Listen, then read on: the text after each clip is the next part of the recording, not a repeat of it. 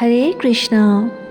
আমাৰ সকলোৰে জ্ঞাত যে আমাৰ সংস্কৃতিত বহুবোৰ ব্ৰত আছে, কিন্তু সাক্ষাৎ পৰমেশ্বৰ ভগৱান শ্ৰীকৃষ্ণক নিজৰ বশ কৰি পেলোৱা সবাতোকৈ ডাঙৰ ব্ৰত হৈছে একাদশী ব্ৰত।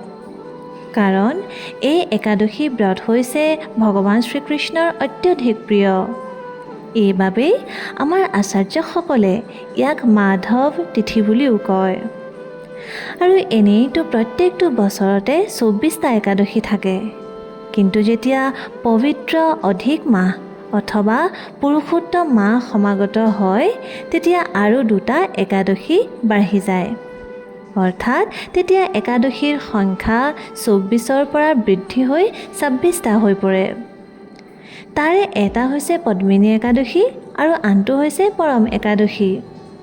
সেইবাবে আজি আমি এবছৰত নহয়, বৰঞ্চ ৩ বছৰত এবাৰ অহা অতি পবিত্ৰ পদ্মিনী একাদশীৰ বিষয়ে চৰ্চা কৰিম।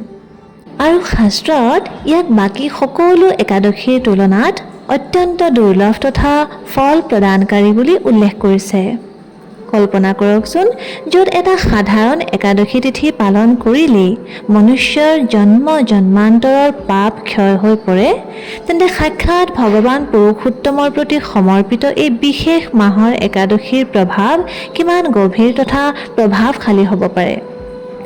এই ব্ৰতৰ মহিমা ইমান অপাৰ যে স্বয়ং ভগৱান শ্ৰীকৃষ্ণই মহাৰাজ যুধিষ্ঠিৰক ইয়াৰ বিষয়ে বিস্তাৰিতভাৱে বৰ্ণনা কৰিছিল, যাতে মনুষ্যই নিজৰ জীৱনৰ কষ্টৰ পৰা মুক্তি লাভ কৰি পৰম পদ প্ৰাপ্তি কৰিব পাৰে।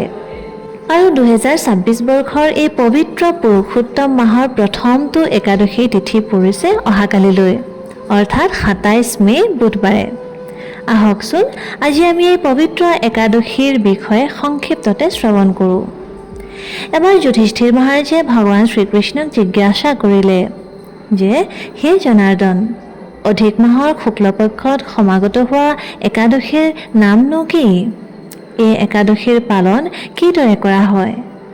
আৰু ইয়াৰ পৰা প্ৰাপ্তি হোৱা ফলৰ বিষয়ে কৃপা কৰি আপুনি বিস্তাৰিতৰূপে বৰ্ণনা কৰি কওকচোন। এই কথা শুনি ভগৱান শ্ৰীকৃষ্ণই ক'লে, হে ৰাজন, এই পবিত্ৰ একাদশীৰ নাম হৈছে পদ্মিনী একাদশী। যি ব্যক্তিয়ে এই একাদশীত ব্ৰত পালন কৰে, তেওঁ ভগৱত ধাম প্ৰাপ্তি কৰাৰ যোগ্য হৈ পৰে। এই একাদশী পালন কৰিলে সমস্ত পাপৰো নাশ হয়। হে ৰাজন, একাদশীৰ দিনা পুৱা উঠি স্নান কৰা উচিত। ভগৱানক চন্দন, ধূপ, প্ৰদীপ, কৰ্পূৰ তথা জল অৰ্পণ কৰা উচিত।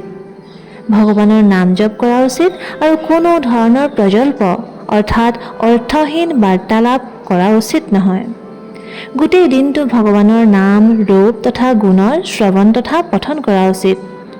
থোৰতে ক'বলৈ গ'লে এই একাদশীৰ পবিত্ৰ তিথিত ইন্দ্ৰিয় ভোগ কম কৰি ইন্দ্ৰিয়সমূহ ভগৱানৰ সেৱাত সম্পূৰ্ণৰূপে যুক্ত কৰিবলৈ প্ৰয়াস কৰা উচিত। আৰু তাৰ পিছত দ্বাদশীৰ দিনা বৈষ্ণৱসকলক অথবা যোগ্য ব্ৰাহ্মণক অন্নদান কৰি ব্ৰত সমাপন কৰা উচিত। এইদৰেই পদ্মিনী একাদশীৰ ব্ৰত পালন কৰা ব্যক্তিৰ অৱশ্যেই মুক্তি প্ৰাপ্তি হয়। পদ্মিনী একাদশীৰ সম্বন্ধ এটা অতি সুন্দৰ তথা প্ৰেৰণাদায়ক কথাৰ সৈতে জড়িত হৈ আছে, যি আমাক এই শিক্ষা প্ৰদান কৰে যে যেতিয়া কঠিন পৰিশ্ৰম তথা সাধাৰণ প্ৰয়াস বিফল হৈ পৰে, তেতিয়া কেৱল ভক্তি তথা তপস্যাইহে আমাক মাৰ্গ প্ৰদৰ্শন কৰে। ত্ৰেতা যুগত মহিষ্মতী পুৰী নামৰ এখন ৰাজ্যত কাৰ্তবীৰ্য নামৰ এজন ৰজাই সহস্ৰ ৰাণীৰ সৈতে বাস কৰিছিল। কিন্তু ৰজাৰ মনত খুব দুখ আছিল, যিহেতু তেওঁৰ পিছত ৰাজ্যখন যাতে ভালকৈ চম্ভালিব পাৰে এনে কোনো সুযোগ্য পুত্ৰ সন্তান তেওঁৰ নাছিল। ৰজাই সকলো ব্ৰত পালন কৰিলে, সাধুসকলৰ সেৱা কৰিলে, তথাপিও তেওঁৰ পুত্ৰৰ প্ৰাপ্তি নহৈছিল। সেইবাবে ৰজাই সমস্ত দায়িত্ব নিজৰ প্ৰধানমন্ত্ৰীক অৰ্পণ কৰি তেওঁ তপস্যা কৰিবলৈ বনলৈ ৰাওনা হ'ল। কিন্তু ৰাজভৱন ত্যাগ কৰাৰ সময়ত ৰাণী পদ্মিনীয়ে তেওঁক দেখা পাই স্বামীৰ সৈতে তেওঁ মন্দাৰ পৰ্বতলৈ গমন কৰিলে। ৰজা কাৰ্তবীৰ্য তথা ৰাণী পদ্মিনীয়ে মন্দাৰ পৰ্বতৰ শিখৰত ১০,০০০ বছৰ পৰ্যন্ত তপস্যা কৰিলে, কিন্তু তথাপিও তেওঁলোকৰ মনোকামনা কিন্তু পূৰণ নহ'ল। সেইবাবে ৰাণী পদ্মিনীয়ে এদিনাখন সতী অনুসূয়াৰ শৰণ গ্ৰহণ কৰি জিজ্ঞাসা কৰিলে, হে পতিব্ৰতা, 10,000 বছৰ তপস্যা কৰাৰ পাছতো ভগৱান কেশৱ মোৰ স্বামীৰ প্ৰতি প্ৰসন্ন হোৱা নাই। কৃপা কৰি আপুনি মোক কোনো এনে ব্ৰতৰ বিষয়ে কওক, যাৰ দ্বাৰা ভগৱান শ্ৰী কেশৱ প্ৰসন্ন হৈ এনে এটা পুত্ৰ সন্তান দিয়ে যি পৰাক্ৰমী ৰজা হ'ব পাৰে। তেতিয়া মহাৰাণী পদ্মিনীৰ কথা শুনি সতী অনুসূয়া অত্যন্ত প্ৰসন্ন হৈ পৰিল। তেওঁ ক'লে, প্ৰত্যেকটো 32 মাহৰ পিছত অধিক মাহ সমাগত হয়। এই মাহত 2টা একাদশী সমাগত হয়, পদ্মিনী তথা পৰম একাদশী। এই একাদশীৰ পালন কৰিলে ভগৱান তৎক্ষণাৎ প্ৰসন্ন হৈ পৰিব আৰু তোমাৰ সকলো ইচ্ছা পূৰণ হ'ব। তেতিয়া মাতা অনুসূয়াই কোৱা অনুসৰি ৰাণী পদ্মিনীয়ে এই ব্ৰত সম্পূৰ্ণ বিধি অনুসৰি অতি নিষ্ঠা সহকাৰে পালন কৰিলে। ইয়াৰ প্ৰভাৱৰ ফলত ভগৱান কেশৱ সেই ঠাইত প্ৰকট হ'ল আৰু ৰাণী পদ্মিনীক বৰ মাগিবলৈ আদেশ দিলে। প্ৰথমে ৰাণীয়ে অতি বিনম্ৰ সহকাৰে ভগৱানক বন্দনা কৰি প্ৰাৰ্থনা কৰিবলৈ ধৰিলে। তাৰপিছত তেওঁ এক সৰ্বগুণ সম্পন্ন এটা পুত্ৰ প্ৰাপ্তিৰ হেতুকে ভগৱানক বিনতি কৰিলে, যাক কোনো দেৱতা, দানৱ অথবা মনুষ্যই পৰাজিত কৰিব নোৱাৰিব। পিছত এই ব্ৰতৰ পুণ্যফলৰ প্ৰভাৱতে ৰজা কাৰ্তবীৰ্য অৰ্জুনৰ জন্ম হৈছিল, যি ইমানেই পৰাক্ৰমী আছিল যে দশানন ৰাৱণকো তেওঁ বন্দী বনাই পেলাইছিল। এই কথাই আমাক এই বিশ্বাস প্ৰদান কৰে যে এই সংসাৰৰ জাক-জমক ত্যাগ কৰি একাগ্ৰ মনেৰে যদি আমি ভগৱানৰ চৰণ গ্ৰহণ কৰোঁ, তেন্তে তেওঁ আমাৰ সমস্ত শুদ্ধ ইচ্ছা পূৰণ কৰে। ব্যৱহাৰিক দৃষ্টিৰে চালে আজিৰ এই ব্যস্ততাৰে পৰিপূৰ্ণ জীৱনত আমি প্ৰায় মানসিক অশান্তি তথা শূন্যতাৰ অনুভৱ কৰোঁ, যিহেতু আমি কেৱল বাহ্যিক সফলতাৰ পিছত খুব তীব্ৰতাৰে দৌৰি ফুৰিছোঁ। পদ্মিনী একাদশীয়ে আমাক অলপ ৰৈ চিন্তন কৰিবলৈ তথা আমাৰ আত্মাৰ গভীৰতালৈ প্ৰৱেশ কৰাৰ এক সুযোগ প্ৰদান কৰে, যি দিনটোত আমি ইন্দ্ৰিয়সমূহ বশ কৰিবলৈ শিকোঁ।